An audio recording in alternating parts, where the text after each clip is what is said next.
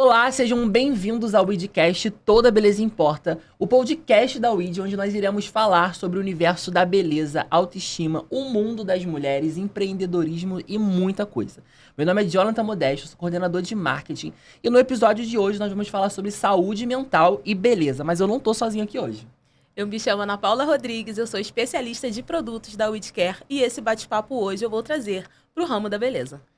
E hoje nós vamos falar sobre um tema interessantíssimo e nós estamos com uma convidada de peso aqui. Ela é psicóloga, neuropsicóloga, pós-graduada, na verdade, em neuropsicologia e especialista em mulheres e vítimas de violência. Roxane Fernandes. Olá, tudo bem? Agradeço aqui o convite, esse momento, poder falar, né, abordar sobre temas que são muito significativos e importantes para a gente dar ali noção para mulheres, nós mulheres, do que vivenciamos, do que passamos e do que importa mesmo, né? Incrível, incrível. A gente sabe que psicologia é um tema que está muito em alta. Eu acho que nunca se falou tanto em psicologia como se fala nos últimos tempos, né? Que se fala de atendimento, de terapia. Eu acho que se faz muito necessário na sociedade que a gente tem vivido e está vivendo hoje. E, Roxane, vamos começar, assim, entendendo um pouco sobre a sua carreira. Por que você escolheu a psicologia? Da onde que veio isso? Eu falo que eu não escolhi, a psicologia que me escolheu. Eu lembro que quando eu terminei o ensino médio, os meus pais todos entusiasmados. E aí, vai fazer o quê? Tipo, odonto? Medicina? Engenharia? Eu, não, psicologia. Ai, meu pai, psicologia? Psicologia, você vai lidar com um maluco. Aí eu, psicologia? Ele, tá falando sério? O que é isso, psicologia? Aí eu fui, expliquei mais ou menos, pesquisei também um pouco, mas assim, eu sempre gostei de lidar com pessoas. Sempre gostei de trocar com pessoas no geral. Eu me considero até um pouco tímida, né, num quesito interagir, mas eu sempre gostei de trocar, assim, de sentir pessoas, sabe? De entender o que as pessoas também estão sentindo. Então, assim, eu me despertei para psicologia.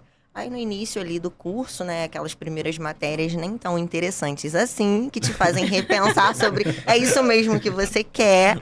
E aí depois os professores foram dando mais noção de que, não, no início é assim, mas depois a gente vai abordar, né, matérias, temas mais voltados mesmo para a área. E a gente começa a estagiar e eu me encantei. Eu vi que era aquele lugar mesmo, aquele espaço, era o espaço em que realmente eu escolhi, que cabia a mim ali ocupar. E aí eu fui, me formei, né, tive alguns perrengues, passei por alguns perrengues na graduação, engravidei na graduação. Uau. Eita! E aí minha mãe entrou em desespero, porque ela falou, ela vai largar. E assim, tem aquela questão muito cultural e social de que, tipo, ela tá grávida, ela vai abandonar a faculdade e ela só vai ser a do lar. E a minha mãe nunca quis que eu passasse pelo que ela passou, porque ela sempre quis cursar algo, mas ela engravidou muito cedo de mim. E ela não teve essa oportunidade. E eu falei, não é porque eu engravidei que eu vou abandonar o curso. E eu passei perrengues. Na universidade ao qual eu cursava, não tinha elevador, então eu precisava subir três andares de escada. E às vezes eu passava mal, então eu precisava, tinha trabalho, tinha prova, eu não conseguia, não dava conta de ir. E a galera, assim, me ajudou muito. E eu lembro que eu, com 10 dias de operada, eu tive a minha filha, né, foi uma cesariana. E eu precisava ir fazer prova. E todo mundo, não, você tá doida, faz aquela segunda chamada, terceira chamada. E eu falei, não, eu vou fazer junto com todo mundo. Eu me sinto mais segura com todo mundo do que sozinha. Desafio. Um desafio. E aí eu fui, e eu lembro que o meu irmão, inclusive, me levou no colo. Uau. Pra eu subir os 3 andares, porque eu tava, né, operada. E eu consegui, e eu concluí a graduação. E eu lembro que no final, antes de eu concluir, tinha uma colega de classe, ela sofreu um acidente no ônibus. E ela queria interromper, porque ela fraturou uma vértebra, enfim, ela ficou muito mal. E ela queria parar. E um dia ela chegou pra mim e falou assim, Roxane, eu só não parei a faculdade, porque você, assim, foi um estímulo. Eu vi todo o perrengue que você passou, você foi muito criticada, inclusive, porque nova, engravidou, não era casada, um relacionamento que eu mal tinha começado. E eu te admiro muito, porque, assim, por mais nova que você você teve muita garra e você conseguiu. Então, assim, eu pensei, eu não vou desistir também, porque se a Roxane conseguiu, eu vou conseguir. E ela conseguiu concluir, ela se formou junto comigo. Incrível. E aí, depois, né, eu comecei a fazer os atendimentos, um tanto insegura. E aí, comecei a estudar, porque eu queria uma especialização, não queria ficar só ali na base, né, da psicologia, eu queria me aprofundar mais. e eu entendendo sobre a neuropsicologia, sobre a necessidade, porque hoje em dia, saúde mental se fala muito, mas existem transtornos que precisam ser diagnosticados e precisam ser estudados. Sim. E aí eu vi que tinha uma necessidade, né, da população, dos pacientes, de serem, então, diagnosticados, de serem entendidos, né, devido ali às limitações Sim. que muitos não são entendidos. E eu me aprofundei na área da neuropsicologia. Isso era até uma... Só te interrompendo rapidinho, isso era até uma pergunta que eu ia te fazer, porque você se formou em psicologia e depois se especializou em neuro, e hoje você trabalha também com mulheres vítimas de violência. Onde que foi esse difusor de querer? Então, quando eu estava na faculdade, grávida, eu consegui um estágio na rede pública. E, inclusive, todo mundo, caraca, como é que você conseguiu isso? Enfim, batalhei muito, consegui. Dentro da rede pública, eu entrei CAPS, CRAS, CREAS, redes mesmo de apoio, né? Aleitamento materno, saúde da mulher. E ali, na rede pública, eles te dão suporte, eles vão dando cursos, eles vão literalmente ajudando, né, as pessoas a se especializarem de alguma forma para atender aquela população. E eu, depois de eu ter ocupado vários espaços, né, enquanto estagiária, quando eu me formei, eu fui contratada, efetivada enquanto psicóloga, e aí eu fui chamada para trabalhar com uma pessoa que, inclusive, foi minha coordenadora por um tempo e me ensinou muito do que eu sei dentro não é um projeto. Na rede pública, a gente chama dentro de... É um suporte, é um polo, exatamente. Um polo onde a gente trabalhava literalmente com mulheres, pessoas, no geral, vítimas de violência, porém mulheres e crianças. Então, a gente trabalhava a questão do aleitamento materno, a gente trabalhava a questão do abuso sexual de crianças, da violência, no geral, contra mulheres. E foi ali que eu consegui me especializar através de cursos da rede pública que me foi oferecido. E aí eu comecei a trabalhar com mulheres vítimas de violência. Só que eu precisei... Eu vi a necessidade de crescimento, então eu saí ali daquela oportunidade para outras oportunidades. Hoje eu atuo enquanto coordenadora num projeto que atende diretamente a mulheres vítimas de violência. Que bom. E quando Qual é o nome do projeto? É um projeto Nunca Mais. Ele foi idealizado e hoje a diretora do projeto é a Rosana, uma mulher vítima de violência psicológica, moral, patrimonial, todo tipo de violência se enquadra. Ela foi torturada, ela ficou em cárcere privado. Então, assim, ela também juntou forças para poder se refazer e para hoje ajudar mulheres. E é o que a gente faz, a gente ajuda mulheres vítimas de violência. A gente acolhe, a gente instrui, a gente caminha com aquelas mulheres, né? A gente dá uma direção para elas recomeçarem. E aí eu vi também, além dessa questão, porque eu sempre falei, eu vou me formar em psicologia e eu vou ajudar pessoas, uma forma assim, de caridade mesmo, ajudar pessoas de forma social. E eu vejo o projeto, porque ele é social, então eu ajudo essas mulheres de forma social.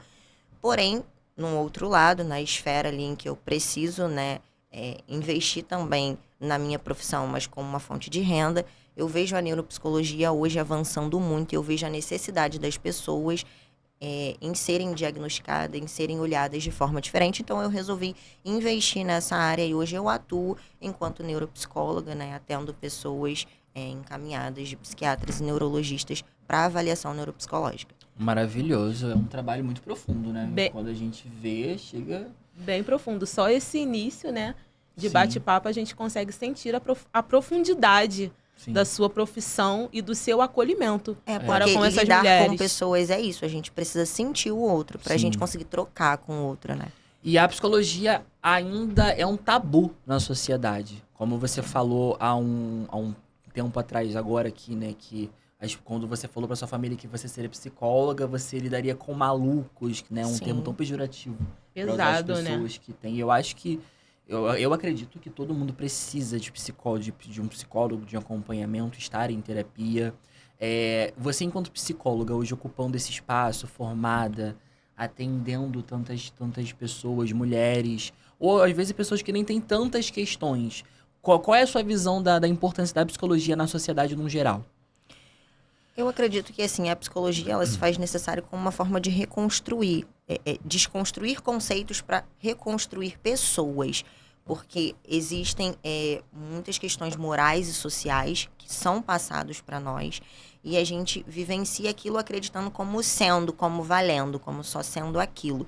E eu vejo a psicologia como uma forma de desconstruir todo esse conceito para construir literalmente um ser humano diferente, aquele ser humano que a gente escolhe ser. Porque eu tenho uma visão de que somos livres para escolher, né, a forma como queremos viver. E não seguir um padrão social em que é entubado ali, né, pra gente o tempo todo, que precisa ser feito de tal forma. Então eu vejo a psicologia como sendo revolucionária. Porém, existe esse tabu de que as pessoas limitavam muito. Quando eu me formei, era tudo muito limitado. Até a atuação ali, emprego mesmo era muito limitado. Hoje não, hoje eu vejo diferente. Hoje eu vejo a necessidade, principalmente depois da pandemia, onde todo mundo buscou atendimento. As pessoas, elas conseguiram se visualizar mesmo a necessidade de que, né, precisavam de acolhimento, de atendimento. E assim, existia muita limitação entre médicos / psicólogos, porque os médicos entendiam que só eles eram o suficiente. Hoje não, hoje eu vejo que inclusive psiquiatras e neurologistas entendem a importância do psicólogo e neuropsicólogo para ajudá-los a chegar a um suposto ali, uma ideia de diagnóstico, né, para ajudar aquele paciente em questão de reajuste de medicação, acompanhamento de uma equipe multidisciplinar e tudo mais. Então assim, eu vejo a psicologia hoje como sendo revolucionária. Todos nós precisamos desse acolhimento, dessa ajuda pra gente entender e desconstruir conceitos. É quase que pra desconstruir esse conceito mesmo, entender qual é a nossa visão de mundo e ter a nossa visão. Exatamente. Não seguir dentro dessas normas que a sociedade escolher dita. exatamente o que a gente quer, como a gente quer viver e o que a gente quer fazer. Porque somos responsáveis por nós e somos livres pra isso. De verdade. Incrível. E eu acho que nunca foi falado tanto, como eu já disse, de saúde mental, de psicologia. E eu acho que da mesma forma que a psicologia em si, profissão, área de atuação, a psicologia enquanto um profissional mesmo que está ali para ajudar, é um tabu tão quanto falar de saúde mental. As pessoas não entendem o que é saúde mental ainda. Acho que muitas pessoas não têm noção do que é saúde mental. Você poderia falar pra gente, para as pessoas que vão assistir, o que é saúde mental, como manter a saúde mental saudável, porque as pessoas entendem, por exemplo, eu preciso fazer academia, não ser uma pessoa sedentária, existem essas regrinhas básicas sociais. Verdade.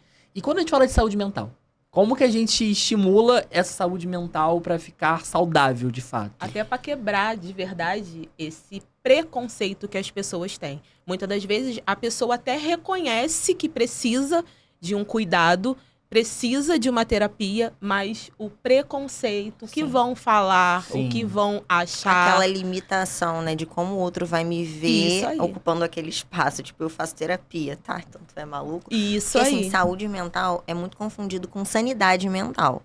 Uma vez eu ouvi do meu próprio terapeuta de que eu era muito chamada de louca. Eu vivi um relacionamento abusivo. E eu fui vítima de violência psicológica durante muitos anos e eu não enxergava isso enquanto, mesmo trabalhando, ajudando outras pessoas, né? E eu ouvi eu sempre levava na terapia, não, porque a pessoa, né, essa pessoa sempre me chama de maluca e tal, e fala que eu sou louca. E aí o meu terapeuta falou, tá, mas quem não é louco? Real. Quem não é louco? Então me deu um start pra, sanidade mental é diferente de saúde mental. Sanidade mental, a gente pode olhar realmente para uma pessoa que tem um transtorno diagnosticado, que faz uso de medicação, que de repente está internado, que está em um processo diferente. A saúde mental vai muito do que você falou.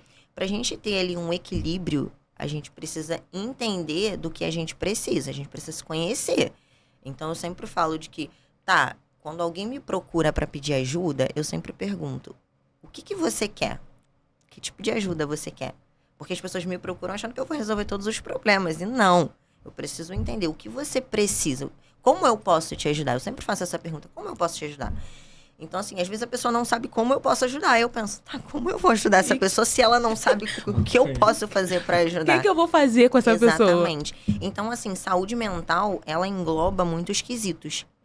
A gente precisa ter um equilíbrio, né? Como somos seres livres e somos seres que podemos escolher o tempo todo e fazer escolhas diferentes, a gente precisa nos conhecer para entender ali do que a gente precisa. Eu me conheço, eu tô vivenciando isso, eu não tô satisfeita com isso, então o que eu preciso? Hoje eu até fiz uma postagem na minha rede social de que eu descobri uma ferramenta que já existe há muito tempo, mas que foi revolucionária para mim essas semanas. Uma agenda. Porque eu estava precisando me equilibrar dentro de uma agenda. Eu estava me perdendo com atendimentos, com horários, com os meus filhos, com compromissos até pessoais, com cuidados pessoais. Eu não estava conseguindo me cuidar. E eu falei, não, pera, minha saúde mental precisa estar em dia. Eu preciso cuidar de mim, eu preciso fazer alguma coisa, eu preciso encontrar um ponto de equilíbrio ao qual eu me organize. Então, peraí, preciso olhar para mim. Aí eu comecei a olhar para mim. O que eu quero? Para eu atingir o que eu quero, eu preciso me estimular a isso. Então, assim, eu preciso equilibrar num todo.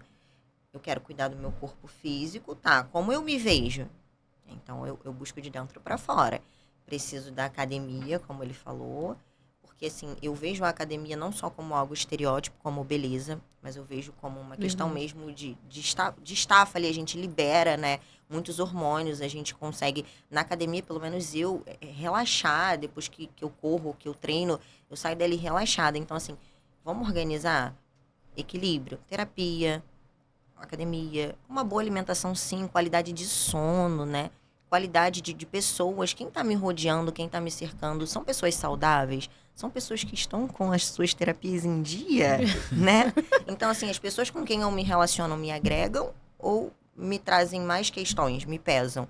Então, tudo isso é um conjunto para a gente ter saúde mental, a gente viver sã, mas partindo do preceito de que todos nós somos loucos em alguns momentos. Então, e tá tudo bem. E tá tudo bem, exatamente. É normalizar, é naturalizar, né, os nossos surtos para que a gente consiga ressignificá-los. E uma dúvida. Você falou sobre academia, treino. Isso faz parte da sua indicação como terapeuta para certos pacientes? Sim. Alguns tipos de patologia? Sim. Você super indica?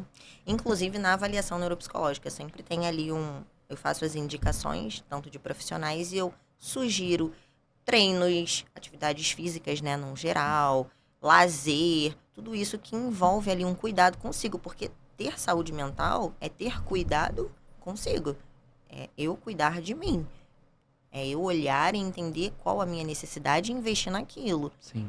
Para eu ter minimamente uma vida equilibrada, porque nenhum ser humano, né, nós não somos, nenhum de nós 100%.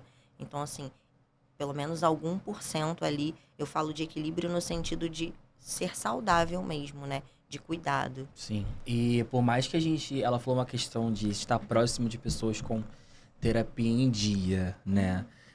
Por mais que você faça tudo isso, se você tiver uma pessoa perto de você que não tá com a sua terapia em dia, tinha que colocar, inclusive, nos aplicativos de relacionamento. Só aceito pessoas que estejam com terapia em dia. Eu falei isso esses dias. Eu falei, o próximo relacionamento, a quem eu venha me relacionar, eu vou perguntar, antes de perguntar o nome, você faz terapia? Só Qual é a sua assim, visão de terapia? Exatamente. Se falar que não precisa, você então... toma alguma medicação? Você... Tá medicado? Tá tudo bem? E, assim, a gente consegue ter muitos sintomas enquanto corpo físico. Se eu tô com uma dor na musculatura, na coluna, eu vou procurar um ortopedista. Se eu tô sentindo talvez um sono, vou procurar um clínico geral. E quando a gente fala de saúde mental, quais são, assim, os sintomas que começam a aparecer? Que Os sinais. Os sinais. Pra pessoa ter o start de falar assim, cara, eu preciso de uma psicóloga, eu preciso procurar saúde mental. Porque muitas pessoas acham que o que elas vivenciam é normal e elas conseguem se resolver, né? Eu sou uma pessoa que faço terapia durante muitos anos e eu quando observo essas pessoas falando, é como se eu percebesse que elas levantassem um tapete, jogassem pra debaixo do tapete e fossem fazer outras coisas que esqueceram. Mas o problema ele continua ali, porque ele sempre volta. Ele sempre volta. Você, enquanto psicóloga, vai poder saber falar infinitamente melhor do que a gente aqui. Quais são os sinais, os sintomas que começam, que assim, é o momento de procurar um psicólogo? Você respondeu, né? O corpo. Porque o nosso corpo fala. A dor, ela é um sinal de algum problema. Não sabia disso. Né? Então, o nosso corpo fala. As pessoas, elas têm o hábito, é característico do ser humano, fazer exatamente esse processo de incubar ali, de colocar o problema para dentro de algum lugar, para debaixo do tapete, como você mesmo citou. Só que chega um dado momento em que, assim, o nosso cérebro, ele manda informações para o nosso corpo.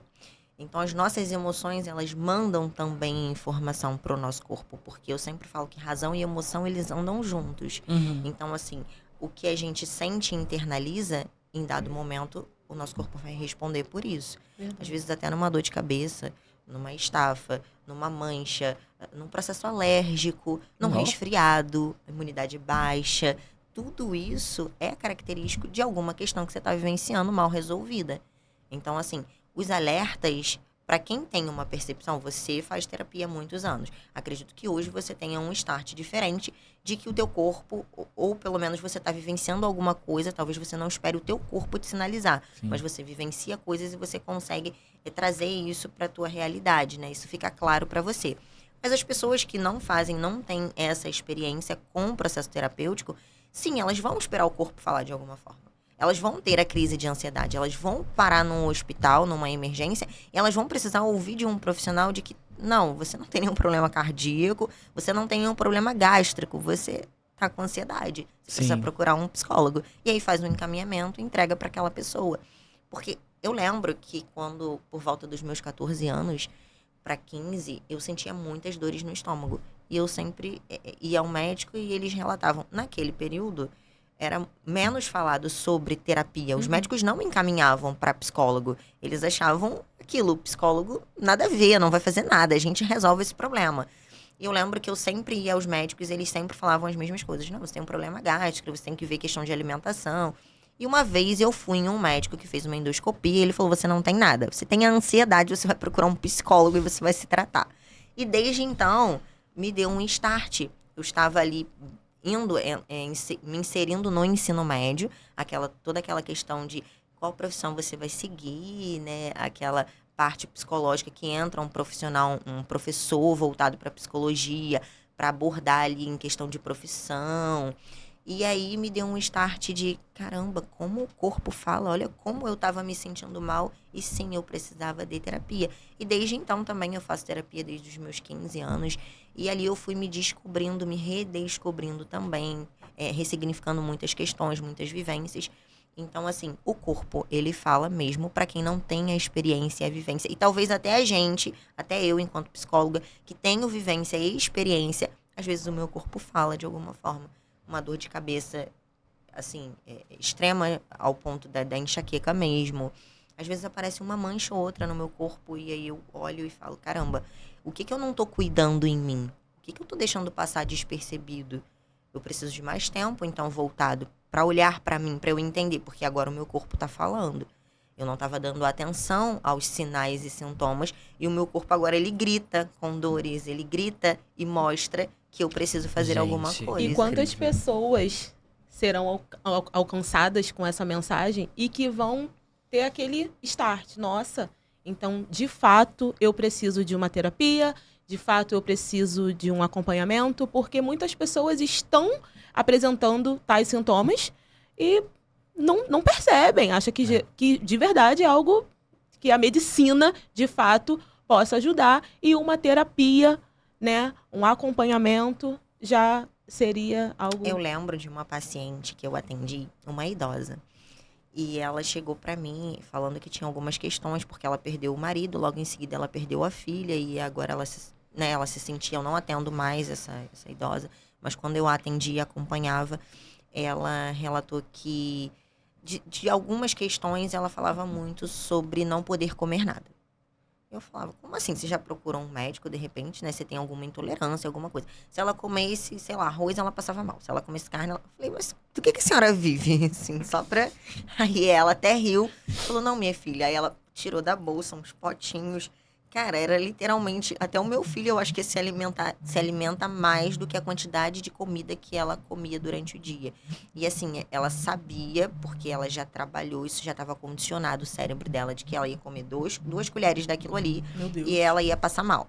Mas ainda assim, ela precisava ingerir alguma alimentação. E ela suplementava muito com medicações. E aí ela falou, já procurei tudo quanto é médico, a senhora...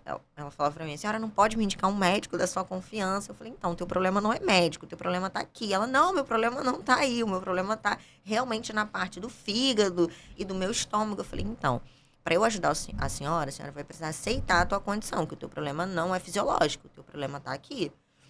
E ela ficou me olhando, eu falei, só assim eu posso te ajudar. A senhora quer dar continuidade para eu poder te ajudar ou a senhora prefere então procurar um médico e continuar com as medicações que a senhora toma ao longo da vida? E ela falou, tá, eu vou te dar uma chance. Olha, interessante. Ela, vou te dar uma chance, então eu vou ver se você realmente pode me ajudar. Eu fiz todo um trabalho de desconstruir essa ideia de que se ela ingerisse alimentação, ela passaria mal a madrugada inteira, ela vomitaria e ela teria diarreias com muita frequência, enfim. Eu atendi ela uns 4 meses, porque eu me desliguei da clínica onde eu estava trabalhando. E eu tive que passar ela para um outro profissional, né?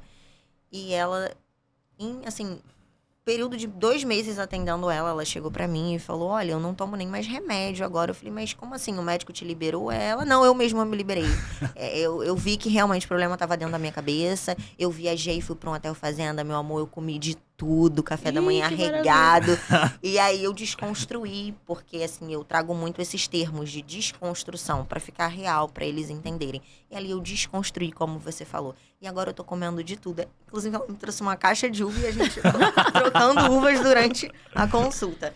E aí eu mostrei para ela e até para mim mesmo de que, caramba, como existe, né, essa construção, até um bloqueio, como a gente condiciona o nosso cérebro a aceitar algo que nem faz parte da gente, mas a gente se condiciona muito, a gente se limita muito e vivencia aquele sofrimento durante tanto tempo. Eu fiquei pensando, quanto tempo aquela senhora não sofreu de ir a lugares, era uma senhora viajada e de não poder comer. Literalmente, ela levava comidas nos potinhos, tendo, assim, aquela comida maravilhosa de café da manhã de hotel, né? se limitando. E ela cria que aquilo, no caso, fazia mal pra ela e, de Exatamente. fato, acontecia. De fato, fazia. Educava a cabeça. Exatamente. E o corpo recebia aquela informação como? Ela vai comer, ela vai beber esse suco e ela vai passar mal. Então, assim, o nosso corpo, o nosso cérebro é fantástico, ele é muito inteligente. Então, assim, a informação que ela dava e condicionava, ele passava pro corpo e literalmente o corpo seguia daquela forma. E ela passava mal mesmo ingerindo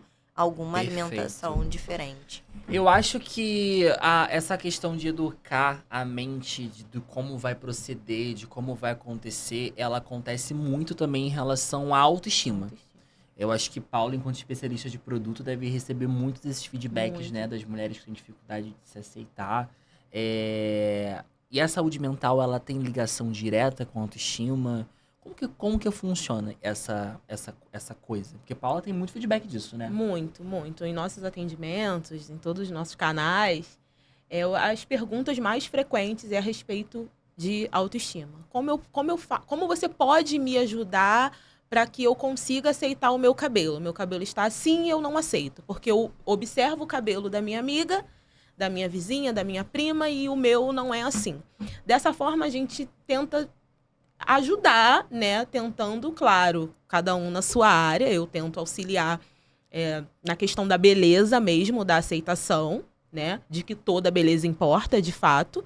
Mas, assim, em relação à terapia, como que você consegue auxiliar essas mulheres, essas pessoas que não se aceitam, que estão com a autoestima em baixa devido à aparência física ou até mesmo decorrente da saúde mental, né? Como que você associa e ajuda nesse sentido? Então, eu considero nós indivíduos únicos, somos todos diferentes e a gente visualiza e sente diferente. E quando a gente fala de autoestima, que também é uma questão social, porque hoje, inclusive, eu estava lendo sobre uma mãe, né, relatando, gente, vamos desconstruir esses padrões, pelo amor de Deus, tá todo mundo surtando, tá todo mundo mexendo no rosto, desconfigurando tudo, mudando o corpo e um disputando com o outro, quem é mais bonito do que quem, e porque o nariz, e porque a sobrancelha. Assim, e eu achei interessante porque ela falou, vamos nos aceitar. Só que me gera, assim, uma dúvida de que, não uma dúvida, me lança um start. Reformulando aqui, me lança um start de que tá falando de beleza, de aceitação. Por que as pessoas não se aceitam? Claro que a gente entende que a gente pode melhorar. Eu posso cuidar do cabelo para ele estar sempre mais bonito, fazer uma hidratação. Sim. Eu vou sempre ao salão para cuidar da minha unha, para eu estar com uma aparência, né, até em questão de higiene. Eu vou cuidar do meu corpo, porque de repente eu gosto de um perfil de corpo diferente do que eu tô, então eu vou investir para cuidar. Mas, num geral, sobre a aceitação. Por que existe muito isso de as pessoas não aceitarem, né? Não se aceitarem? Eu entendo que a aceitação tá muito aqui, tá ligada à mente. Porque quando a gente se olha no espelho, o que a gente tá vendo? A gente não tá aceitando o que a gente tá vendo. E a gente tá se vendo. Então, a gente não está se aceitando. Uau. Mas a É gente bem não profundo isso, né? Mas a gente não tá aceitando, não é o nosso estereótipo, é o que tá aqui dentro. Porque quando a gente vivencia algo aqui dentro, a gente externaliza isso pro mundo. Se eu não tô bem, vocês vão conseguir minimamente, por mais que não tenham intimidade comigo, de entender que eu não tô bem. Pô, ela não tá bem. O semblante dela não tá legal. Então, assim, o que eu vivencio dentro de mim, eu externalizo pro mundo. Então, quando eu me olho no espelho e eu não curto o que eu tô vendo, é porque eu tenho que trabalhar o que tá aqui dentro. Tem algo dentro de mim que não tá legal, que quando eu me olho, eu não aceito o que eu tô vendo.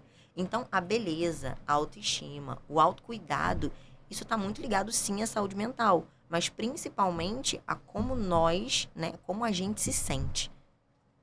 Perfeito. Porque a gente vê e a gente curte o que tá vendo, ou a gente vê e a gente critica e a gente cria uma polêmica com a gente mesmo, por uma questão até de comparação ao outro. Porque, por exemplo, ele é uma pessoa que tá com terapia em dia, uma pessoa que vive, né, relata que desde jovem, de adolescente, faz terapia. Então, assim, de repente, hoje alguém vai olhar pra ele e vai querer se comparar. Mas o percurso que ele percorreu pra hoje se ver e aceitar a condição de um cabelo diferente de um padrão, um cabelo, né, cacheado, uma coisa diferente do padrão que a gente entende normal e social. Uhum. E qual o percurso, o que ele vivenciou para hoje ele se olhar e se aceitar e curtir esse diferencial, esse perfil dele. Então, uma pessoa vai olhar para ele, vai achar ele incrível, vai admirar ele, né, vai querer ser como ele. Mas o que essa pessoa tá fazendo para primeiro se aceitar, se entender, para conseguir fazer algo diferente, para talvez ser parecido com ele em alguma coisa, porque ele gera essa admiração na pessoa. Então é muito disso, de como a gente tá internamente, pra gente entender quem a gente é em estereótipo mesmo, em questão de perfil, né? De autoestima, de beleza, Maravilha. de tudo. Perfeito. E assim, a gente enquanto marca, né? A gente... Vamos falar um pouco da parte de comunicação social. A gente vem de uma grande ditadura da beleza durante real. anos. Isso é real. Uma ditadura imposta principalmente em cima dos corpos femininos. Que foram muito estereotipados durante muitos anos.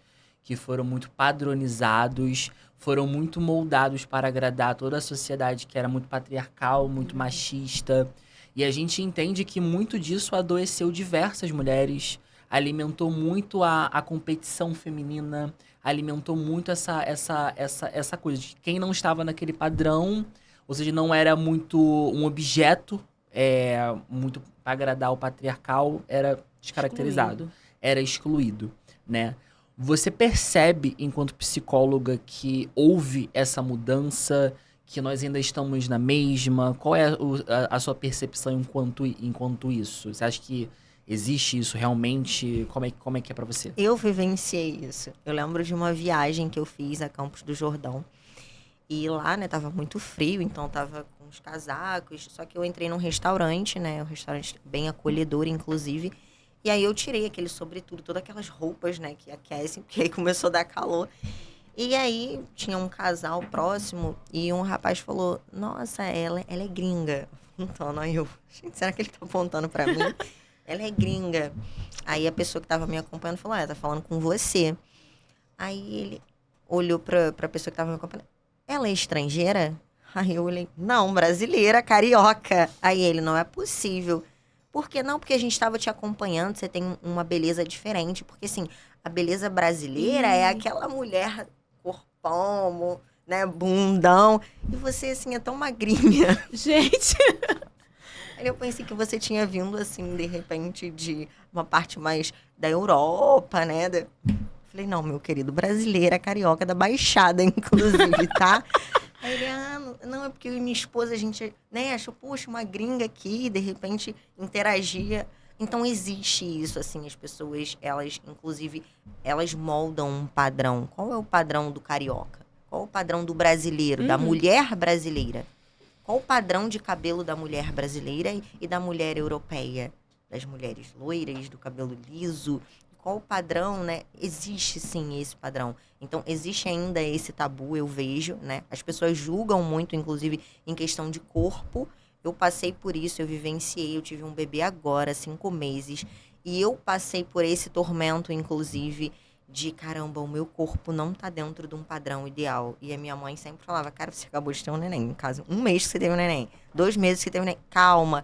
E eu ficava, e teve um momento que eu falei, pera, eu não vou me deixar adoecer por um julgamento social de qual corpo que eu tenho que ter. Não, qual corpo que eu quero ter. Pra mim, pra eu curtir, pra eu gostar do que eu tô, né, vivenciando nesse corpo, do que eu tô vendo nesse corpo. E assim, as pessoas julgam. Inclusive, eu frequento academia e eu vejo quanto, né, Ai, quanto demais. existe É um de ambiente julgamento. é um É um ambiente que, às vezes, é adoecedor, porque existe uma disputa imensa no sentido de corpo, de estereótipo, de tabus, de padrão social ali dentro. Quando eu retornei, após 2 meses, né, a médica me liberou, que eu pisei na academia, uma mulher me olhou e falou, nossa, você já tá aqui pra quê? Se você nem tá acima do peso, se você, assim, já... Inclusive, você tá bem magrinha, né? Tá amamentando? Aí eu, não tô amamentando, de fato. Gente. O meu filho toma complemento. Nossa, mas você tá bem magrinha. Pensei até que você tava amamentando, porque quando a mulher amamenta, né, ela dá uma secada. Cara, como uma pessoa muito inconveniente. triste como esse padrão adoece a Adoece. sociedade. A gente pode até dizer diretamente às mulheres, mas é num todo, é geral. Esse padrão, de fato, machuca, né? Porque quando a gente não se enxerga de acordo com Porque a gente se cobra caber nesse padrão. E a questão do é outro, né? desconstruir esse padrão. Tá, qual é o teu padrão? De repente, o teu padrão de corpo é diferente do meu padrão de corpo. O teu padrão de cabelo é diferente do meu padrão de cabelo. Como você curte, como você vivencia o teu corpo é diferente de como eu vivencio o meu. Então, o teu padrão não é o meu padrão. Eu sempre falo para os meus pacientes que essa parada de tamanho único não existe. Porque se eu for comprar uma blusa tamanho único e eu for dar para uma pessoa que veste GG, ela não vai entrar. Deixa E de se eu ser for dar único. para uma pessoa que veste PP, provável que vai ficar largo. Então não existe um tamanho padrão para as pessoas. Cada um tem o seu tamanho. Cada um Sim. tem o seu espaço. Cada um vê de forma diferente. Sim. E esse exercício precisa ser feito diariamente, né? Diariamente. Essa aceitação de beleza da sua própria personalidade. Eu acredito que isso precisa acontecer todos os dias. Eu acordo, hoje eu me aceito. Amanhã eu preciso novamente me aceitar.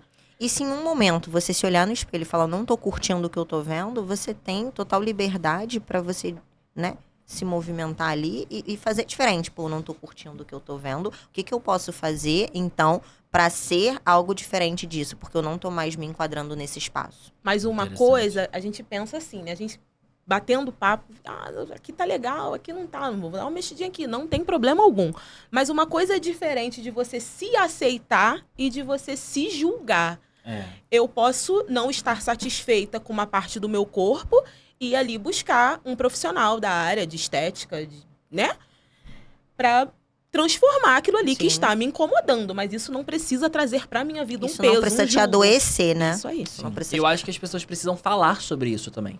Porque a gente realmente viveu uma grande ditadura da beleza nos anos 2000, inclusive. As cinturas extremamente finas, as mulheres muito magras. Usando cintas apertadas pra... E sim, e as marcas, elas reforçavam isso. Teve aquela marcas famosas, que eu não vou citar nomes, grandes, que faziam aqueles desfiles das mulheres de lingerie. Sim.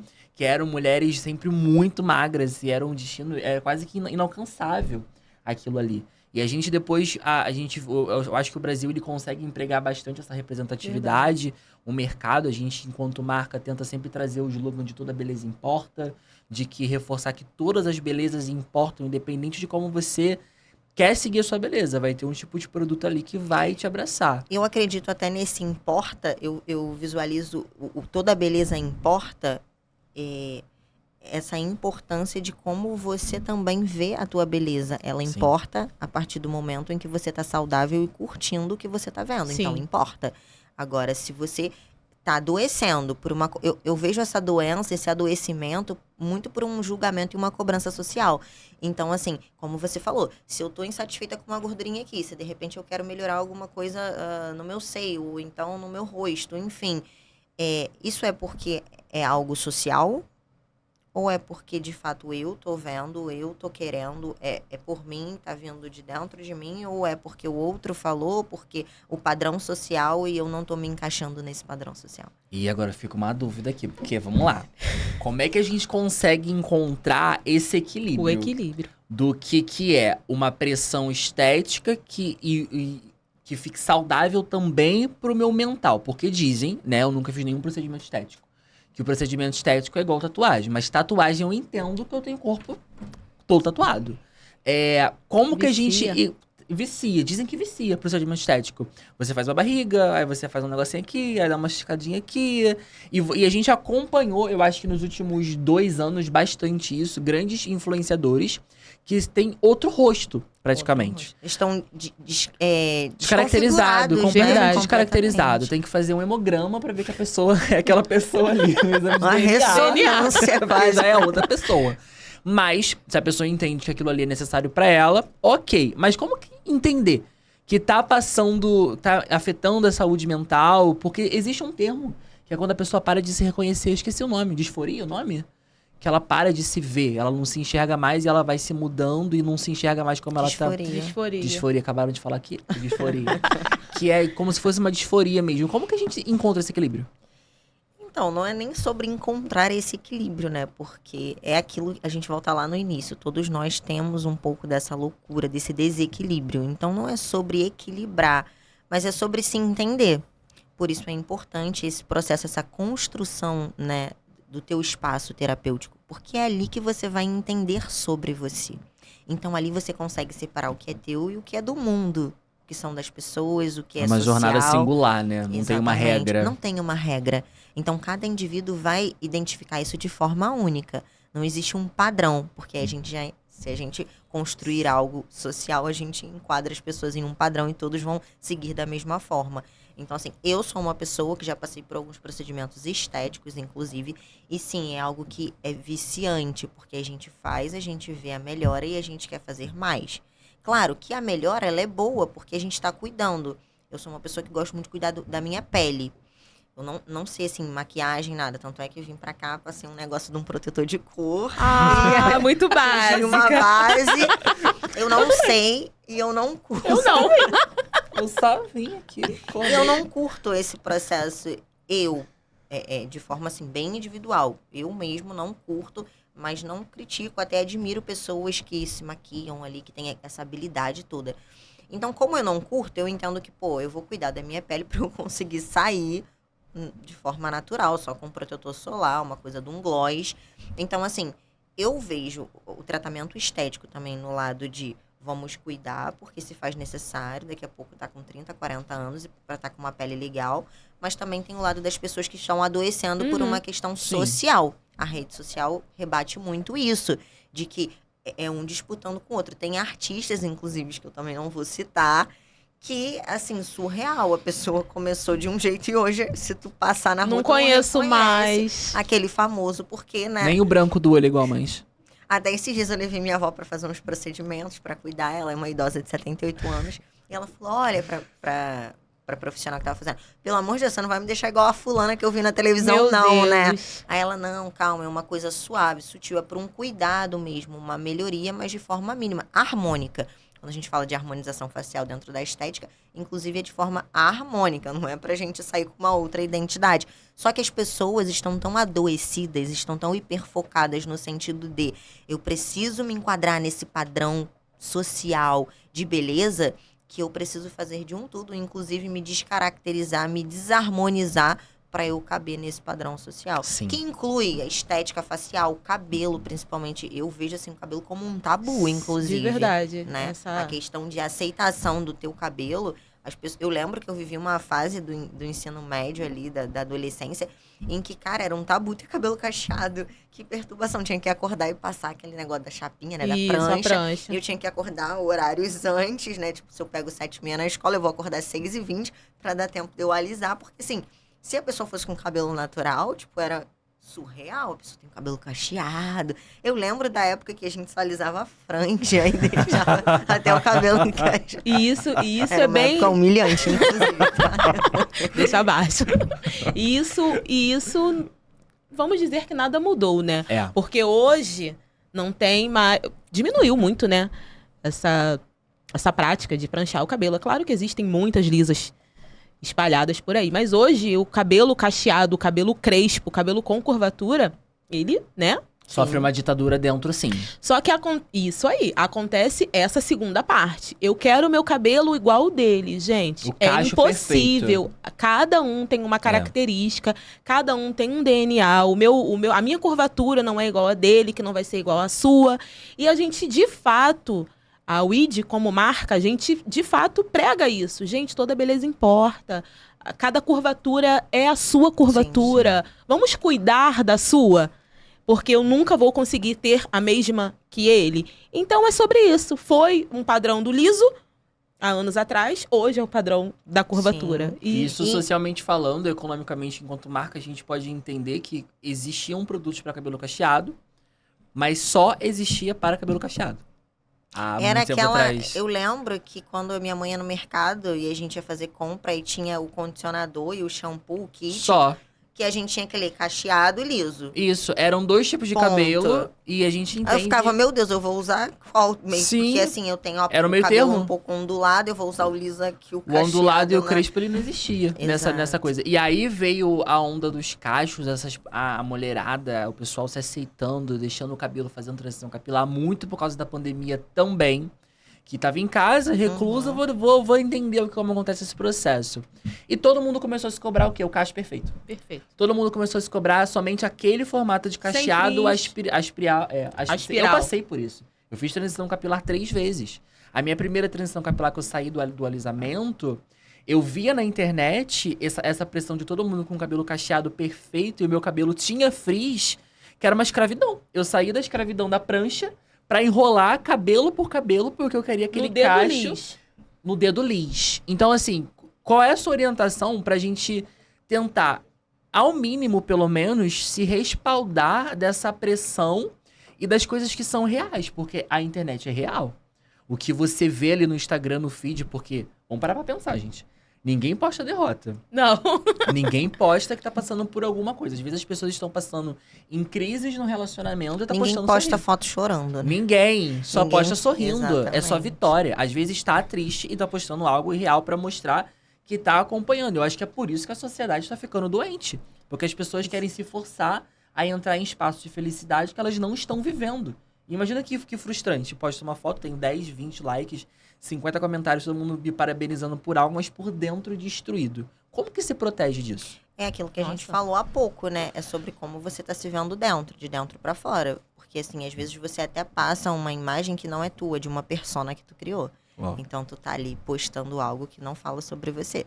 Isso te machuca ainda mais. Ainda mais, porque assim, você cria um personagem e aí você admira aquele personagem, mas você não consegue viver. Olha Ele que bizarro. não existe. Você cria algo, mas você não consegue ali modificar em você para que você vivencie aquilo. Mesmo você, às vezes, tendo noção de que você é um ser humano mutável ali, uma pessoa, né, um indivíduo que está à disposição de mudanças, de fazer diferente, você é livre, então você pode fazer.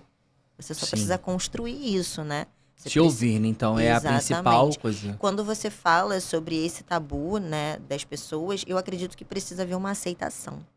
Nós, seres humanos, é muito característico, a gente não se aceita, a gente não se respeita, né? A gente não respeita as nossas limitações. Quando a gente fala de curvatura, de cacho, e que a gente quer comparar, todo mundo quer ter o mesmo tipo de cacho, é porque todo mundo quer se entubar em um padrão social. Sim. E aí as pessoas voltam àquela situação arcaica de condicionamento, de todo mundo ser igual um robô. Só que não, somos seres diferentes em tudo. Cara, é tão bizarro que esses dias eu fui fazer a sobrancelha. Esses dias não, já tem uns 2 meses. E aí, eu lembro que tinha uma pessoa reclamando. Porque essa não ficou igual a essa. A menina, mas a senhora já percebeu que nenhum lado é igual ao outro? Já De fato. irritada. A senhora já percebeu que nenhuma sobrancelha é igual à outra? Então, assim, não somos iguais nem com a gente mesmo, de um lado e do outro. Então, assim, como é que a gente quer exigir ser igual ao outro? Ter o mesmo tipo de cabelo do outro, o mesmo tipo de pele do outro? A gente pode chegar a uma proximidade. Eu quero ter um cabelo cacheado, como vocês citaram. Mas tá, o que o meu cabelo vai... Qual é o limite do meu cabelo pra ser cacheado? Qual é o melhor que eu consigo do meu cabelo, né? Exatamente. Porque, assim, o teu cabelo é um tipo de cacheado, o teu cabelo é outro tipo de cacheado. Então, vocês têm um limite. Sim. Vocês Não têm dá pra se cabelos comparar. diferentes, cacheados, mas não dá pra Não dá pra se comparar. comparar. Perfeito. E pensando nesse mundo, você é mãe, profissional, cuida de muitas pessoas. E nesse caminho da beleza, nesse universo da beleza, você é linda. Como faz para conseguir conciliar todas as suas tarefas, a sua rotina diária e se manter sempre bem, né? Com a sua aparência. E Como aí? faz, né? Não faz, gente. Porque não existe assim, eu não vivo uma rotina. Por exemplo, hoje foi um dia típico, uma quarta-feira eu consegui ir ao salão. Mas eu só consegui fazer a unha da mão, não tive tempo pra fazer a do pé. E tudo bem. Outro dia, quando eu consegui um horário, né? Porque eu me organizei, já tá agendado e eu vou fazer a unha do pé. Então, assim, eu não vivo uma rotina e o ideal é que as pessoas não se cobrem viver todos os dias de forma igual. Uau. Porque quando a gente não dá conta de fazer aquilo naquele dia, a Gera gente uma vai se ansiedade. frustrar. Gera uma ansiedade. Então, sim, eu sou mãe, eu sou mulher, eu sou profissional, eu sou, né, empreendedora, sou autônoma, mas eu vivo como dá para viver cada dia. De repente, hoje eu consegui, eu dei conta, eu me arrumei, eu cuidei de mim. Eu também prezo por isso, tá? Mas eu não me cobro ao ponto de adoecer. Eu tenho que fazer. Eu faço como dá para fazer. Eu consigo normalizar a ideia de que se a minha unha não tiver esmaltada, porque eu não consegui ir à manicure, porque eu escolhi outra coisa naquele dia, eu dei prioridade a outra coisa e eu normalizo essa ideia. Eu não me cobro mais, eu já fui uma pessoa que me cobrava e hoje não. Tudo bem, o meu cabelo eu não consegui fazer uma hidratação ou uma cauterização, mas eu tô me organizando, inclusive a dica da agenda, eu super adorei de colocar ali para eu me organizar, mas tem dias que eu não consigo seguir essa agenda não, tá? Imprevistos eles acontecem, principalmente para quem é mãe, tá? Verdade. Mãe de um pequeno de 5 meses.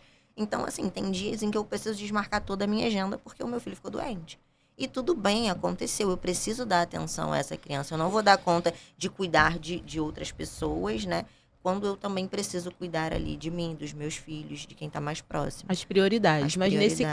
caso, tem aquele lado também que mulheres e homens também, né, que prezam pela sua aparência, prezam pela sua beleza, pelo seu autocuidado.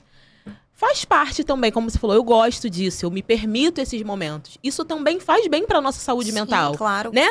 Um salão de beleza, um cuidado aqui na sobrancelha, Quando hoje eu deitei, um retoque do eu cabelo. senti a menina aqui. Ai, Ai, gente. Que delícia! Que delícia esse cuidado, né? Esse momento em que eu separei, por mais que é um momento ali limitado na vida em que todos nós vivemos hoje, uma correria diária, né?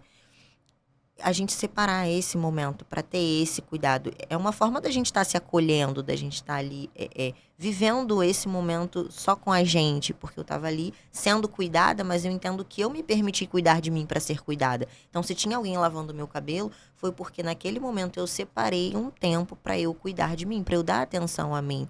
Ah, é um cabelo? É só um cabelo? Não, é um momento de muita reflexão, Uau. de relaxamento, né? De autocuidado mesmo. Falamos sobre o exercício diário, né? Faz parte, né, desse Sim. exercício diário. Assim, diário, porque nem sempre eu vou dar conta de ir ao salão lavar o cabelo no salão. Mas eu vou dar conta, de repente, de separar um momento para eu fazer outras coisas que também remetem à saúde mental, a autocuidado, né? Que dá prazer pra Que dá- gente. Um dia é o exatamente. salão, outro dia é ler um livro, outro dia é... Só é dormir. Isso! Preciso dormir. É porque eu auto- percebo que as mães, elas têm muito essa cobrança de sempre estar dando atenção 24 horas pros filhos. Não é meu local de fala, não sou mãe, Mas também é- não sou pai. Sou Mas quis trazer esse Sou quis apresentador, eu queria abordar. trazer um tema aqui, pra gente poder conversar, um tema aqui. E eu vejo que as mães, elas se cobram. Eu tenho Demais. muitas amigas mulheres, o meu ciclo sei lá, acho que é 80% de mulheres. E hoje em dia, muitas mães, né? E eu vejo que elas se cobram muito sempre estar atendendo os filhos e se negligenciando. Palavra perfeita. E eu acho interessante, uma vez que ela fala assim, não, esse momento pra mim, ele é importante, né? É como que você... Porque assim, as mulheres, no geral, não vou falar necessariamente cuidar da sua feminilidade, mas ter o seu autocuidado. O seu momento, ter o né? seu momento é necessário. E eu vejo muitas mães, às vezes, muito estressadas, muito sobrecarregadas. Claro que uma rede de apoio conta muito, Sim. né? Pra elas poderem ter esse momento que não é a realidade de tantas. Mas como que você faz? Por exemplo, você faz isso, tipo assim, olha, semanalmente, pelo menos, eu vou ter que ter um momentinho pra mim. Ou mensalmente, eu vou ter um momentinho pra mim sozinha. Como é que é isso? Então, você tocou num ponto que me trouxe até um gatilho aqui. Ih, Ai, meu então Deus. acabou a entrevista. Obrigado. Mas um gatilho positivo. Oba. Então, Calma, continua. Legal. porque eu Segue. vou poder estimular mulheres, mães, que vão assistir essa gravação aqui, esse encontro. A minha mãe, ela vem de um padrão social e cultural daquela mãe assim. Eu só vivo para os meus filhos, eu não posso fazer mais nada. Eu larguei trabalho, eu larguei estudo, tudo para cuidar dos meus filhos. E aí essa mãe espera algo em troca, porque ela espera que os seus filhos vão viver assim para essa mãe. Quando meu irmão não atende ligação, quando meu irmão some por 3 dias, porque ele é adulto, dono de si, se sustenta, minha mãe surta. Falta de consideração absurda do seu irmão. Ele não pensa na gente, que a gente tá preocupada. E por dentro eu tô literalmente rindo e por fora eu tô...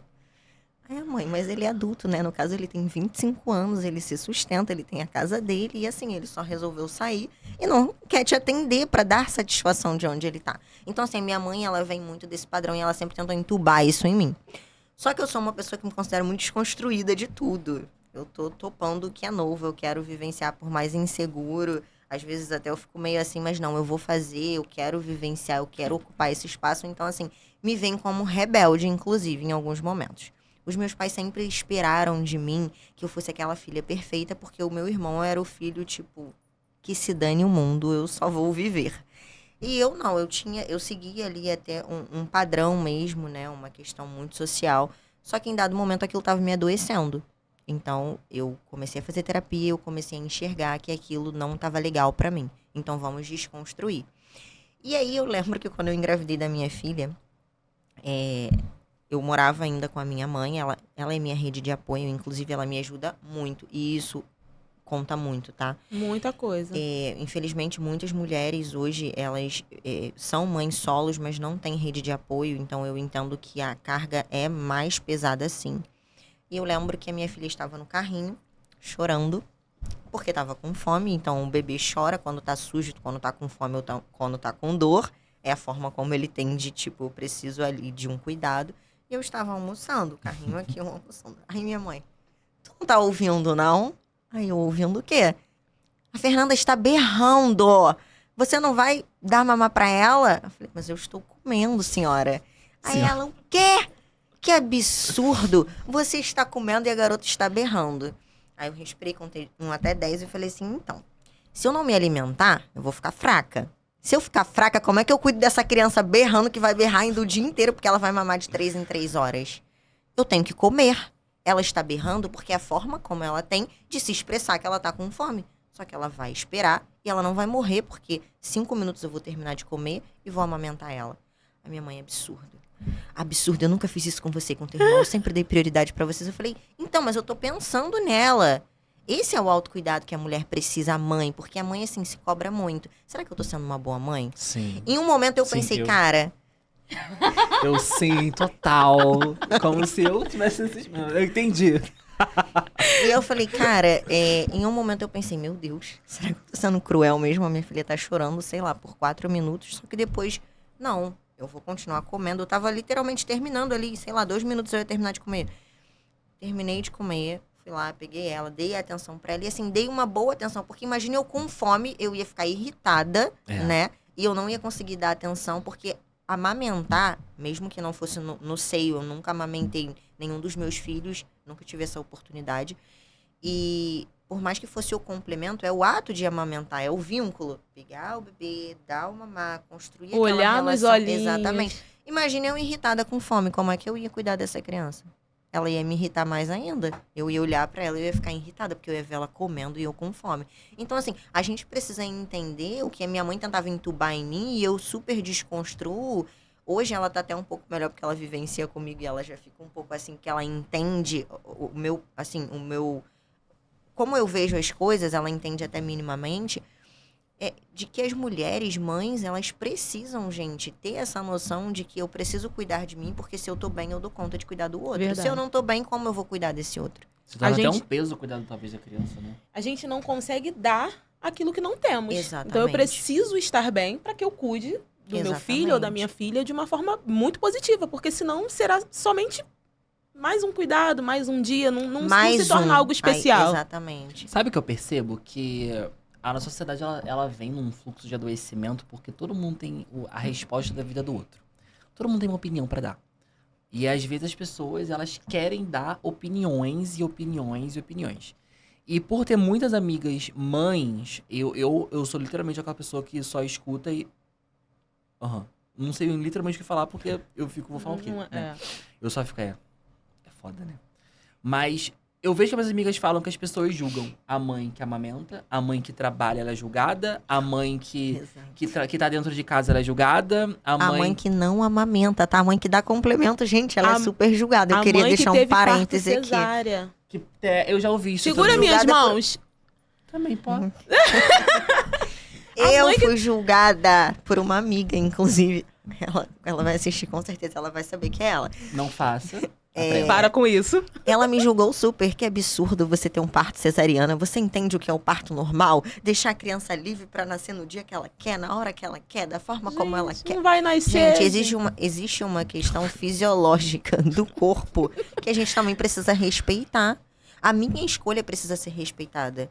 Como é que eu vou limitar, excluir ali a minha opinião, a minha escolha, a minha visão, para deixar uma criança ali, que é um ser que ainda vai vir ao mundo, né, escolher por si? Ok, tem as que optam por isso e eu super respeito, mas tem eu que escolhi uma cesariana. E ok, me Tudo bem. respeitem, por favor. E são casos e casos. No seu caso, foi a sua escolha. Foi o Sim. seu eu que quis um parto cesariana. No meu caso, eu não tive opção. E aí, nesse caso, o que faz comigo?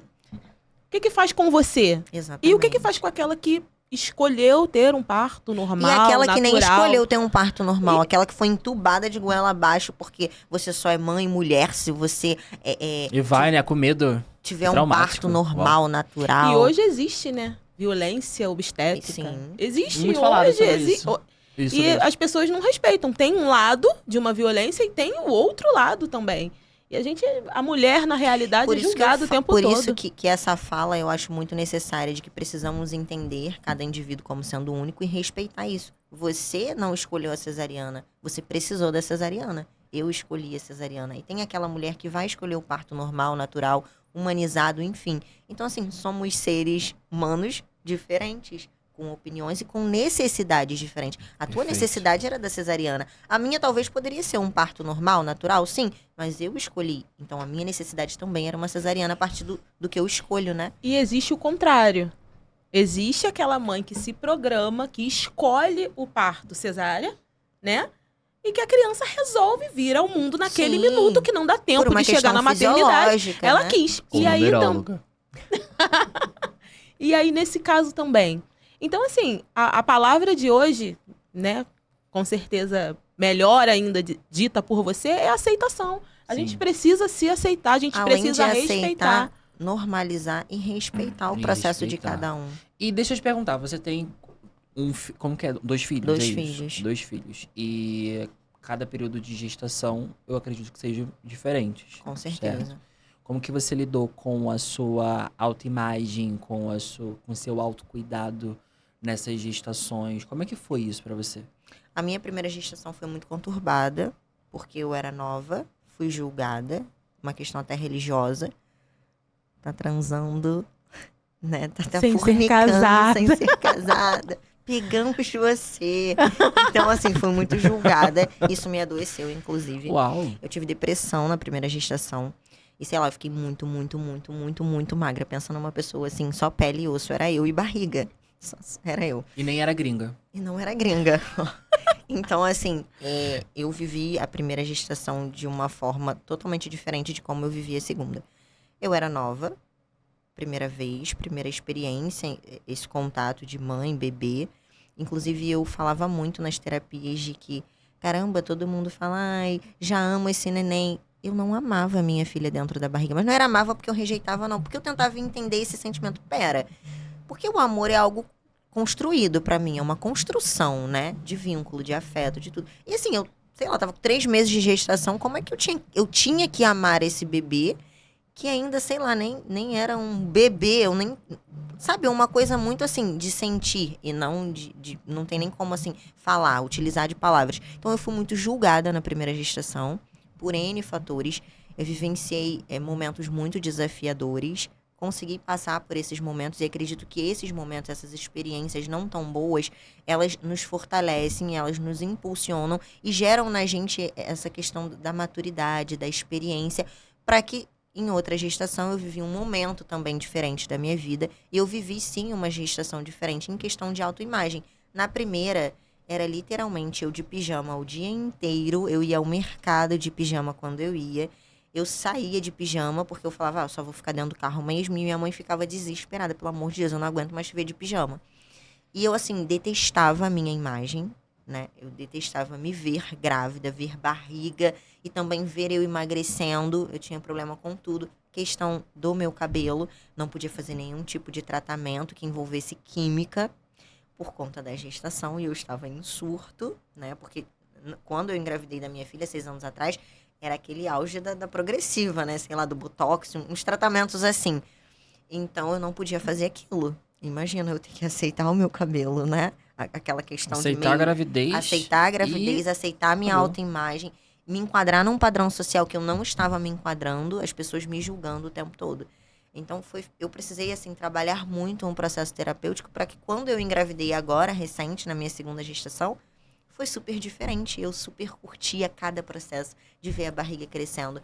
Num primeiro momento, eu criei um pane de, será que eu vou ter estrias? Será que eu vou engordar muito? Será? E depois eu falei, não, pera, tudo bem se acontecer, é um processo natural do meu corpo, ele tá se modificando.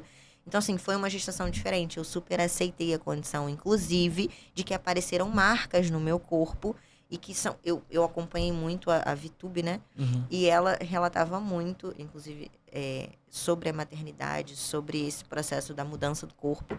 E, assim, muitas mulheres se cobram enquanto a isso, né? E eu super naturalizei o processo de que não dou conta de ir pra academia, não tô me sentindo, assim, bem fisiologicamente falando, em saúde mesmo física. Vou ficar mais tempo descansando em casa. Vou curtir a mudança do meu corpo. A mudança, inclusive, da minha pele, gente. A minha pele mudou. Começou a me dar umas manchas aqui. E eu, vou passar por esse processo e vou passar de forma saudável.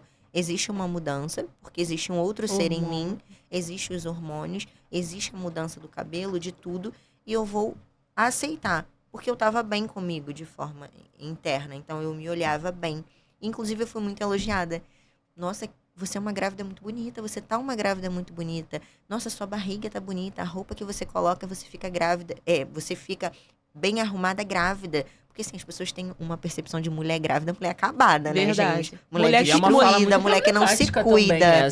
Geralmente as pessoas enxergam as gestantes como sofridas. Sofridas, Gente, isso ai, aí. meu Deus, tá grande. É sempre assim, a barriga, né? O peito incomoda. tá explodindo. É como, É uma se, fala um é pouco como se a problemática. gestação fosse algo pejorativo. Exatamente. Eu passei Isso, muito uma por grávida isso. bonita. Eu acho que as mulheres que estão passando pela gravidez, tipo, será que eu tô uma grávida bonita? Porque essa é um reforço muito Assim, negativo. eu recebi algo positivo, mas imagina se... Nossa, você tá uma grávida um tanto problemática, a tua pele tá... não sei o quê. Diferente. Mas assim, era como eu passava a minha imagem, entende? É como a gente passa pro mundo, como eu quero que as pessoas me veem. Como você já se via, você se sentia daquela forma. Eu me sentia bem, eu tava curtindo aquele processo. Eu criei um grupo comigo mesma e eu tirava foto de cada momento diferente. Nossa, que eu via o meu corpo que mudando bom. e eu super curti e me emocionava com isso. Então, assim, é como eu mostro pro mundo que eu tô, o mundo me vê e fala sobre mim, né? Então, as pessoas me viam bem, então elas me reflexo. elogiavam. É o Um reflexo. E a carreira? exatamente. Como é que ficou a sua carreira? Foram 2 períodos de gravidez. O primeiro você contou que foi no período da faculdade, que foi muito desafiador. Sim. E no segundo momento, mexeu muito na sua carreira? Porque eu acho que psicólogo tem que estar numa energia boa pra poder trocar com os pacientes. E eu acho que a gravidez tem uns picos hormonais, né? Demais. De humor, talvez. Eu Como foi trabalhei isso? muito isso na terapia, inclusive, porque tinham momentos em que eu não dava conta de atender. Hormônio, humor, questão fisiológica, de saúde mesmo. Eu tive umas questões no final da gravidez de saúde que eu precisei dar atenção pra isso. E eu normalizei de novo. Olha, eu não dou conta e tudo bem, porque eu sou ser humano. O outro tá precisando de mim, mas eu também preciso cuidar de mim pra eu cuidar do outro. Então, assim, os meus pacientes, eles já haviam sido avisados. Estou grávida, vou passar por um período gestacional, vai acontecer momentos em que eu não vou dar conta, talvez, de estar presente, acolhendo vocês. Tudo bem se vocês quiserem que eu, né, recoloquem vocês ali num outro espaço, com outro profissional, eu vou entender. Ninguém queria, tá? Super aceitaram. Eu fui super acolhida, inclusive, porque eu tava em um momento bem. Então, assim, eu tava transmitindo isso pras pessoas. Verdade. E eles me acolhiam, eles super se preocupavam. E aí, tá tudo bem? Olha, hoje eu não vou... Eu sempre avisava com antecedência. Claro, quando não era, assim, algum imprevisto de imediato. Olha, tal dia eu vou ter o pré-natal, então não vou dar conta de comparecer. Podemos remarcar para tal. E eles já sabiam, já tinham a agenda deles, inclusive, programada junto com a minha. Tinha exames que eu precisava fazer mensalmente, que eu não daria conta de naquele dia. Então, eu vivi um período muito bem. No final da gestação, claro, eu já estava cansada. Minha barriga ficou muito grande, então era um peso diferente no meu corpo. Então, assim, onde eu trabalho tem escada, então eu precisava subir escada, então eu já estava ficando estafada. Então, eu me dei um mês antes de ter o bebê, de ir pausando ali. Eu fui concluindo atendimentos, porque assim, a avaliação neuropsicológica não é um atendimento contínuo. Você faz a avaliação, você entrega o laudo, um beijo, a pessoa vai seguir ali com outros profissionais. Então, eu fui diminuindo a minha agenda. Eu fui entendendo que eu precisava. E na última semana antes, porque eu tive meu bebê de cesárea, então eu marquei a cesariana.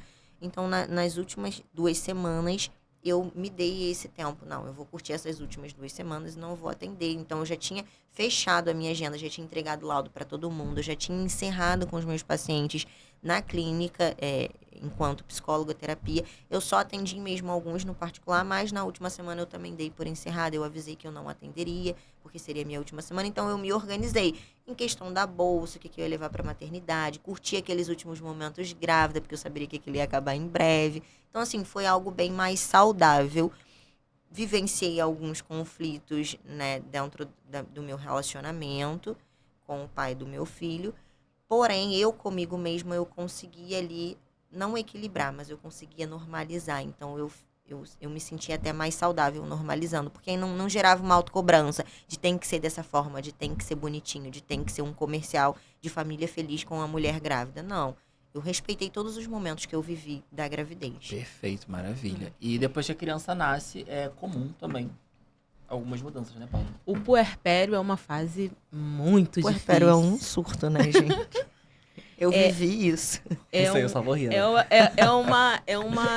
É um misto de alegria quando você vê o seu bebê, né? Tem ali aquele sonho realizado. E em contrapartida, o corpo mudou, os hormônios estão alterados, sim, a família querendo visitar, ninguém te nota, só nota o seu bebê. E aí as coisas ficam bem complicadas. Como que você fez para lidar com essa... Muita terapia.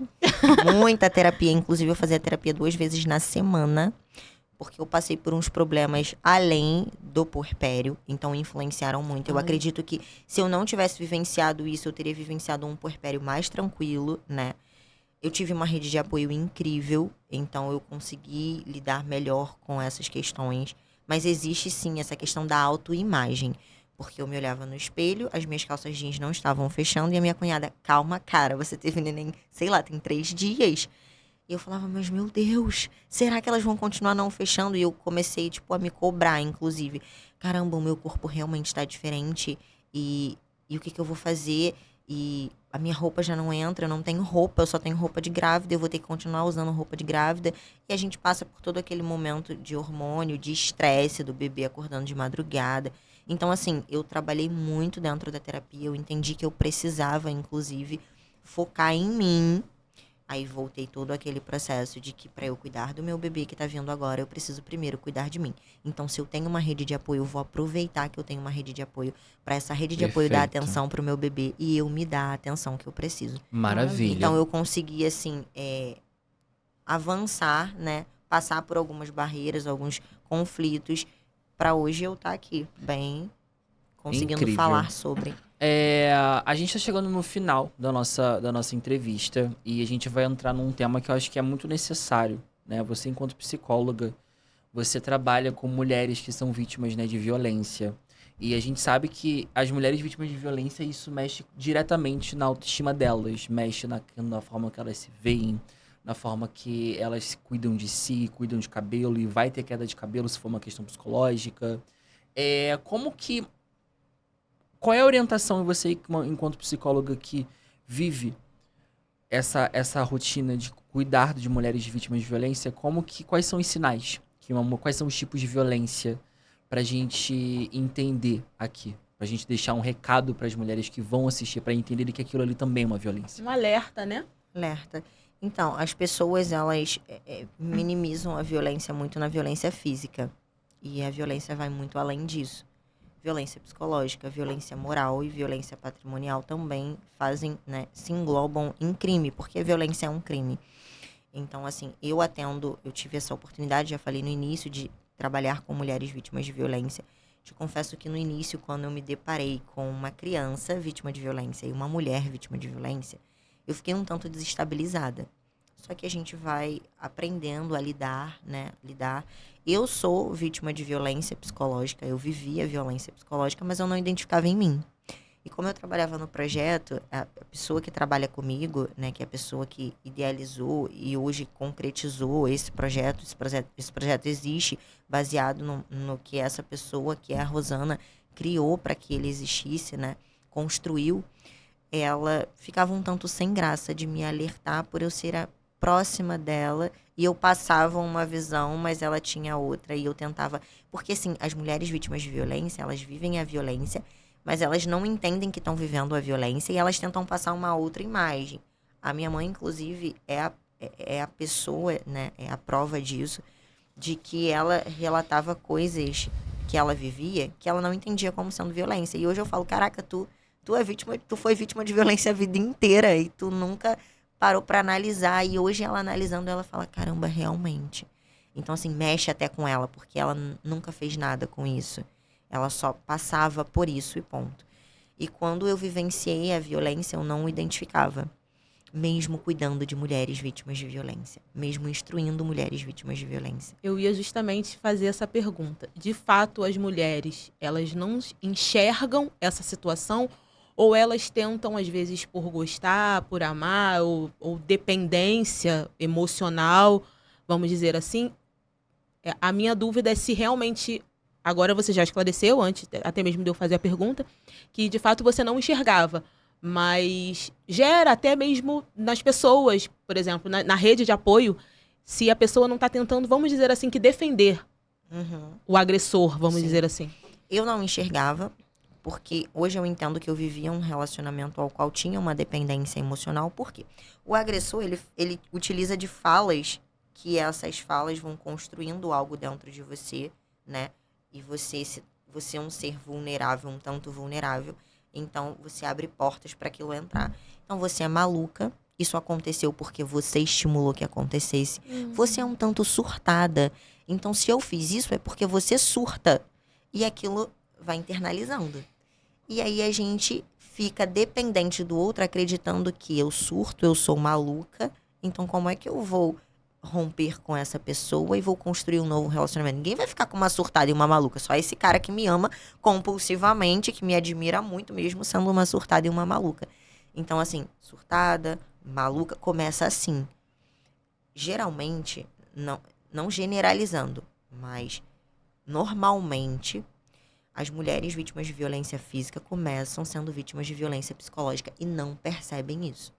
Então, assim, elas começam a aceitar a condição de fala do outro, acreditar naquilo, e do maluca e do surtada você é empurrada e você é beliscada e o teu cabelo é puxado e você é violentada até sexualmente falando.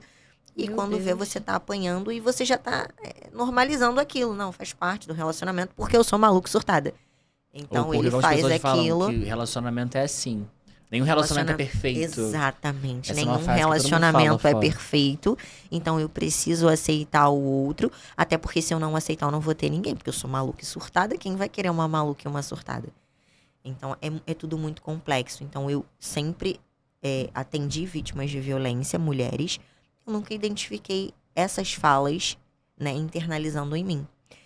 E aí, um dado momento que foi no meu puerpério, que quando falam que a mulher está surtada, e todo mundo falou, não, ela tá fazendo isso porque ela tá surtada. Cara, que me deu um start de eu não sou maluca, eu não sou surtada, eu não sou culpada pelas coisas que estão acontecendo, eu estou sendo negligenciada no meu puerpério. O meu filho está sendo negligenciado junto comigo. Eu tô vivendo violência sim, eu tô sendo violentada, então eu preciso fazer alguma coisa com isso. E assim, eu me sinto um tanto corajosa, porque no puerpério, no momento em que eu Nossa. mais preciso, eu decido dar um passo à frente. Eu rompo com esse relacionamento.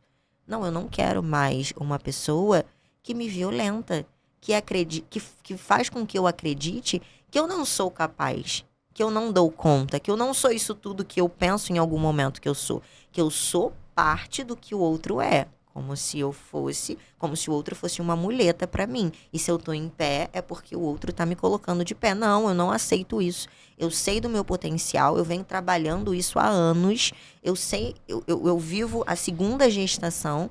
Eu sou mãe, eu sei a mãe que eu sou pra minha filha e agora vou ser pro meu filho. Eu sou mulher e eu preciso fazer alguma coisa. Mas só que assim, isso é um passo em que a gente dá que mexe muito com a gente. Não foi tão fácil como eu tô falando agora. Mexeu Imagino, não muito com consigo as minhas imaginar. emoções. Então, assim, eu precisei decidir algo, escolher algo muito inseguro, porque eu vivi um relacionamento com uma pessoa e nesse relacionamento eu tinha segurança, porque eu era maluca e surtada. Então, assim, o outro me aceitava nessa condição. E hoje, eu mãe de 2 filhos, será que eu consigo me relacionar? Será que alguém vai aceitar uma maluca, uma surtada com 2 filhos? Porque era o que eu ouvia. Tu acha que alguém vai te querer? Com 2 filhos, surtada, maluca, doente do jeito que você é, as coisas que você faz e você fala. E realmente a gente para. Então, assim, a gente para pra pensar de que, caramba, eu não vou conseguir, eu não tenho Condições. potencial, não tenho condição de avançar, né? De romper com essa barreira. Só que não todas nós temos condição de romper com essa barreira. Então, assim, as mulheres vítimas de violência, no geral, elas não se percebem.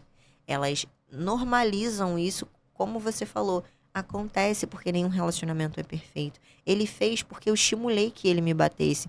Realmente, eu não fui uma boa esposa, eu não fui uma boa dona de casa, eu não deixei a janta pronta, eu esqueci de lavar, de repente, a roupa do trabalho. Então, eu mereci essa porrada. Eu mereci esse grito, essa ofensa. Eu mereci, realmente, eu não sou uma boa administradora das minhas finanças. Então, eu mereço a violência patrimonial, eu mereço com que o outro diga o que eu vou fazer com o meu dinheiro, porque eu não tenho sanidade mental assim, né? Eu sou um tanto louca. Então, realmente o outro tem que fazer, o outro tem que falar por mim. Então, a violência, ela se caracteriza assim, a mulher entendendo que ela não tem condição e que ela precisa desse outro, e ela não vê como sendo violência, ela vê como sendo um cuidado, inclusive.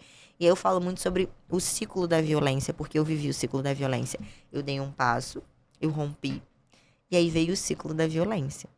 Aquele desespero de que sozinha eu não vou conseguir, eu preciso do príncipe encantado pra dizer que eu sou louca, surtada, mas que tá ao meu lado, Então eu vivi o ciclo da violência, que é quando a gente tem gatilhos, né? E a gente procura essa pessoa e a gente fala, não, realmente você tá certo. Realmente eu que sou a culpada. Tudo que eu fiz realmente te impulsionou a tomar as decisões e as atitudes que você vinha tomando, né? E aí a gente procura, a gente chora, a gente sente saudade, a gente se desespera, a gente surta mesmo. Só que nesse momento a gente precisa de acolhimento e cuidado. Se eu não tivesse em processo terapêutico, eu não tivesse ali uma rede de apoio, talvez eu estaria ainda vivendo a violência. Uau. E Como que as mulheres pedem ajuda? Acho que é importante a gente aproveitar a audiência. Quais são os canais, como que elas... Porque muitas mulheres devem achar que estão sozinhas, que não tem como. Como que elas pedem ajuda de fato, como que elas pedem socorro. Tem um aplicativo, SOS Mulheres, inclusive eu fiz uso desse aplicativo.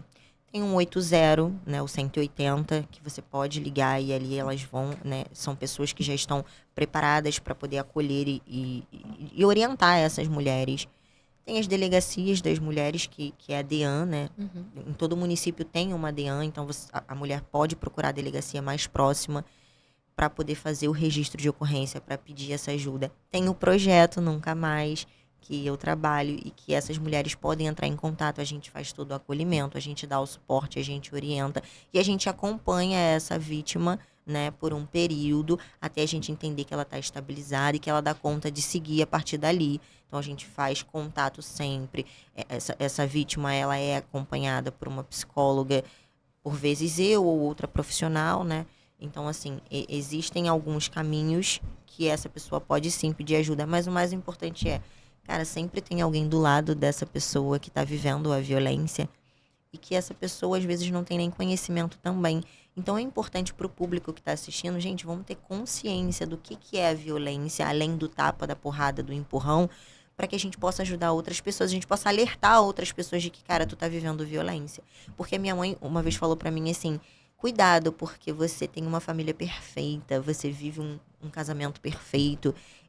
Hoje, homem hoje em dia tá muito difícil e tudo mais. E assim, ela até fala, eu me arrependo do que eu falei pra você, porque hoje eu entendo, porque você me explicou o que é violência, minha filha. Então, eu vivi muito tempo, eu fui por muitos anos vítimas de violência, minha mãe fala.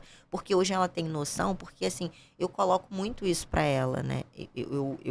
Eu reposiciono muito ela em questão social, cultural, e hoje ela tem uma visão um tanto diferenciada, porque eu contribuo, né, enquanto eu contribuo, ajudando, orientando, para que ela tenha uma visão diferente do que é a violência. Perfeito. Então, assim, a gente precisa ter esse start para ajudar o outro. E procurar ajuda quando for necessário. Sempre que necessário. Então a gente vai passar agora para a última etapa da nossa entrevista. E a gente vai falar algumas frases para você e você responde com a primeira coisa que você pensar e que for na sua mente, tá? Beleza para você Autocuidado. Perfeito. Uma dica de beleza que você sempre compartilha com as outras pessoas. Pele, skincare, cabelo, hidratação, salão. Sempre compartilho. Vai pro salão. Vai pro salão. SOS Salão. Maravilha. Uma frase ou palavra que te inspira. Ressignificar. O que o seu cabelo representa pra você? Hoje, cuidado, beleza, autoestima. Um ritual de beleza diário. Skincare, com certeza. Qual o item de beleza que você não abre mão? Hidratante. Autocuidado Autocuidado vem de dentro pra fora. Se você pudesse dar um conselho pra você mesma, mais jovem, qual seria? Tudo passa. Tenha fé que tudo passa. Um arrependimento. Um arrependimento.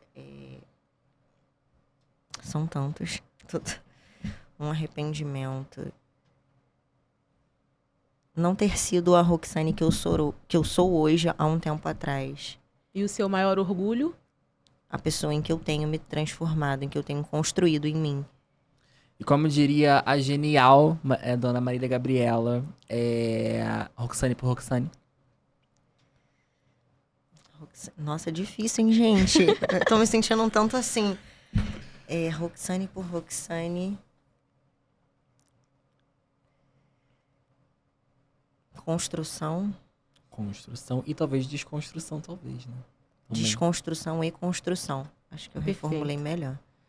Para encerrar, deixe uma mensagem de empoderamento aí para o nosso público.